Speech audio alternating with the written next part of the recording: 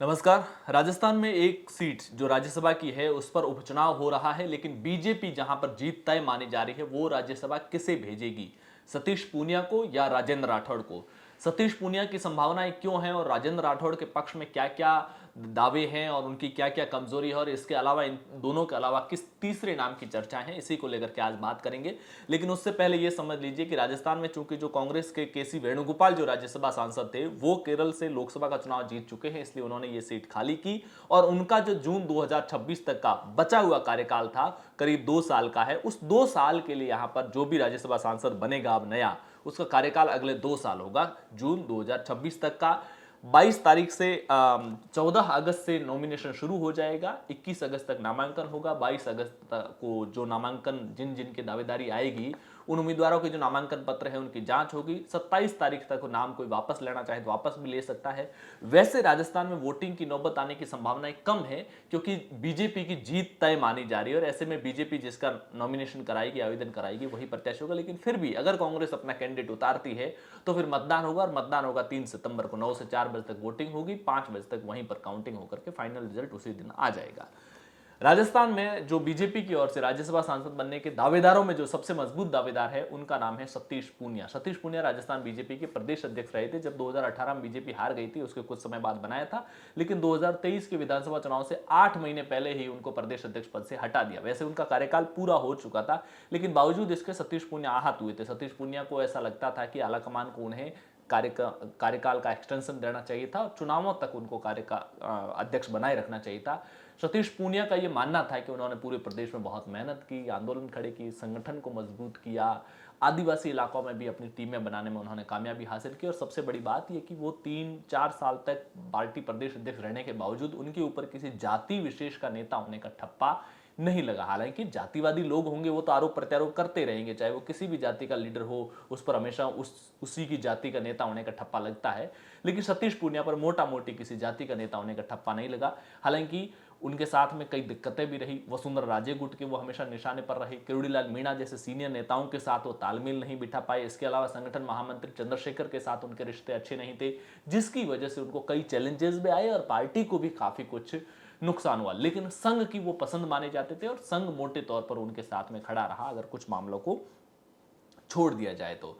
कहा यह भी जा रहा है कि अभी जो सतीश पूनिया हरियाणा में चुनाव जो प्रदेश प्रभारी बनाए हुए हैं पार्टी की ओर से, उससे पहले उनको संगठन राष्ट्रीय महासचिव बनाने की भी तैयारी थी और इसको लेकर आलाकमान ने उनसे चर्चा भी की थी। इन तमाम स्थितियों को देखते हुए ऐसा माना जा रहा है कि आलाकमान सतीश पूनिया को राजस्थान से निकाल करके राष्ट्रीय राजनीति में लाना चाहता है, क्योंकि सतीश पूनिया एक साइलेंट और बहुत ज्यादा अग्रेसिव नहीं व्यक्ति है, वो बहुत संगठनात्मक काम करने के मजबूत आदमी है और ऐसे में पार्टी उनको संगठन में राष्ट्रीय राजनीति में यूज लेना चाहती है। उसके लिए दिल्ली में उनके पास में जाहिर सी बात रहने का ठिकाना तो कम से कम होना ही चाहिए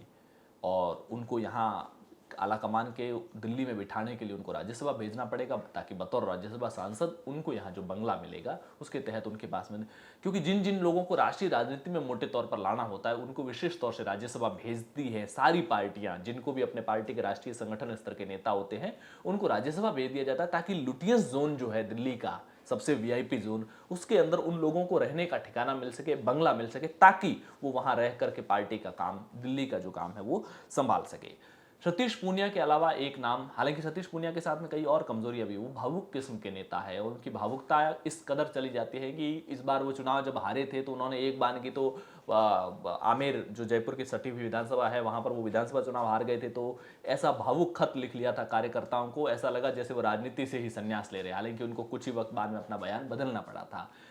इसके अलावा वो वसुंधरा राजे गुट के भी काफी निशाने पर रहे हैं, तो ये देखने वाली बात होगी। और चूंकि वो आमेर से विधानसभा का चुनाव हारे हैं और बहुत ज्यादा बार वो चुनाव जीते नहीं है, ये उनके खिलाफ जरूर जाता है। बहुत सारे चुनाव वो विधानसभा के चुनाव वो हारे हैं। दूसरा नाम है राजेंद्र राठौड़ का। राजस्थान की राजनीति में बड़े एक कद्दावर राजपूत नेता के तौर पर अपनी पहचान रखते हैं। 7 बार का लगातार विधानसभा चुनाव जीत करके एक लंबे संसदीय पार्लियामेंट्री एक्सपीरियंस और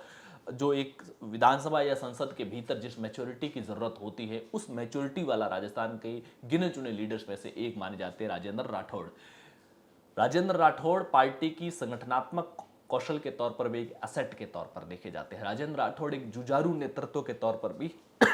माफी चाहूंगा, पार्टी के एक एसेट के तौर पर देखे जाते हैं। लेकिन राजेंद्र राठौड़ के साथ में थोड़ा सा जो जातिवादी नेता होने का ठप्पा लगा है उसको लेकर के नुकसान है। ऐसा कहा जाता है कि राजेंद्र राठौड़ के बयानों की वजह से जो कंट्रोवर्सी क्रिएट हुई उसकी वजह से शेखावाटी में पार्टी को बहुत बड़ा नुकसान हुआ है। ऐसा माना जाता है कि राजेंद्र राठौड़ अगर खिलाफत नहीं करते तो चूरू से राहुल कसवा का टिकट नहीं करता लोकसभा चुनाव में, और वैसी स्थितियों में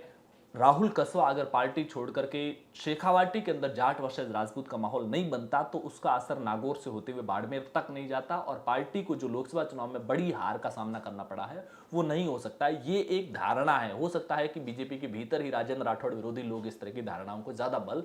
देते हो।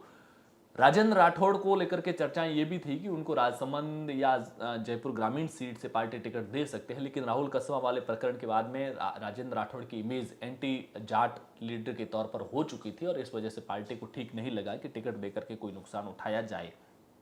ऐसे में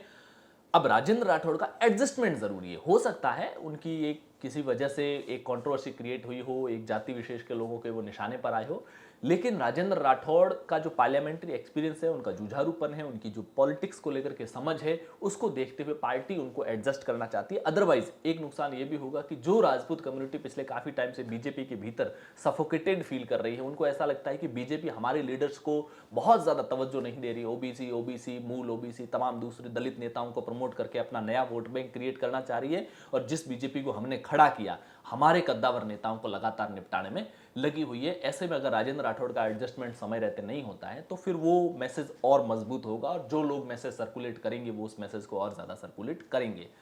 तो इन तमाम इक्वेशंस को देखते हुए राजेंद्र राठौड़ की दावेदारी भी मजबूत होती है। लेकिन जुलाई के महीने में एक और नेता है, तीसरे नेता अरुण चतुर्वेदी, उन्होंने भी अमित शाह से मुलाकात की थी और उस मुलाकात के बाद में अरुण चतुर्वेदी को लेकर के भी ये चर्चा शुरू हो गई कि अरुण चतुर्वेदी को भी अगर राजेंद्र राठौड़ और सतीश पूनिया को नहीं राज्यसभा भेजा जाता है तो फिर अरुण चतुर्वेदी का नंबर लग सकता है। अरुण चतुर्वेदी एक ब्राह्मण चेहरे के तौर पर पहचान रखते हैं, एबीवीपी की राजनीति की है, 45 सालों से एबीवीपी और बीजेपी की राजनीति कर रहे हैं, पार्टी के प्रदेश अध्यक्ष रह चुके हैं, वसुंधरा सरकार में 2013 से 18 तक वो मंत्री भी रह चुके हैं वसुंधरा सरकार में, और किसी विशेष गुट में होने का बहुत ज्यादा ठप्पा नहीं। हालांकि अरुण चतुर्वेदी वसुंधरा राजे के करीबियों में गिने जाते थे किसी दौर में, और न ही उनको लेकर के कोई बहुत ज्यादा कॉन्ट्रोवर्सी है। तो इन तमाम स्थितियों को देखते हुए उनका दावा तो बनता है, लेकिन सवाल यह है कि उनको बनाने से पार्टी को फायदा क्या। उनकी पहचान जो एक ब्राह्मण लीडर के तौर पर है, ब्राह्मण है वो, लेकिन ब्राह्मण समाज उनके पीछे लामबंद हो, उनकी इमेज ब्राह्मण लीडर के तौर पर हो, वो नहीं है। बहुत सारे लोगों को शायद ये पता भी नहीं होगा कि ब्राह्मण प्रदेश स्तर के नेताओं की जब बात होगी तो ब्राह्मण समाज के भी बहुत सारे लोगों को अरुण चतुर्वेदी का नाम शायद 7वें 8वें नंबर पर या बहुत याद करने पर याद आता हो।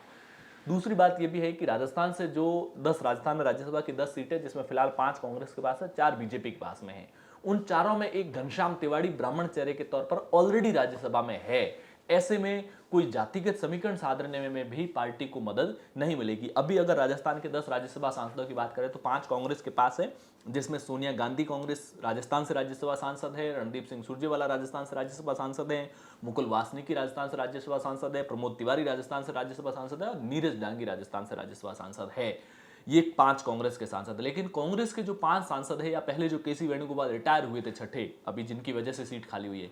इनमें से नीरज डांगी को छोड़ दिया जाए तो सारे के सारे राजस्थान से बाहर के नेता थे, जिनको अशोक गहलोत ने गांधी परिवार के करीबी होने की वजह से राजस्थान से राज्यसभा भेजा, ताकि उन पर अशोक गहलोत का एहसान रहे और गांधी परिवार और जो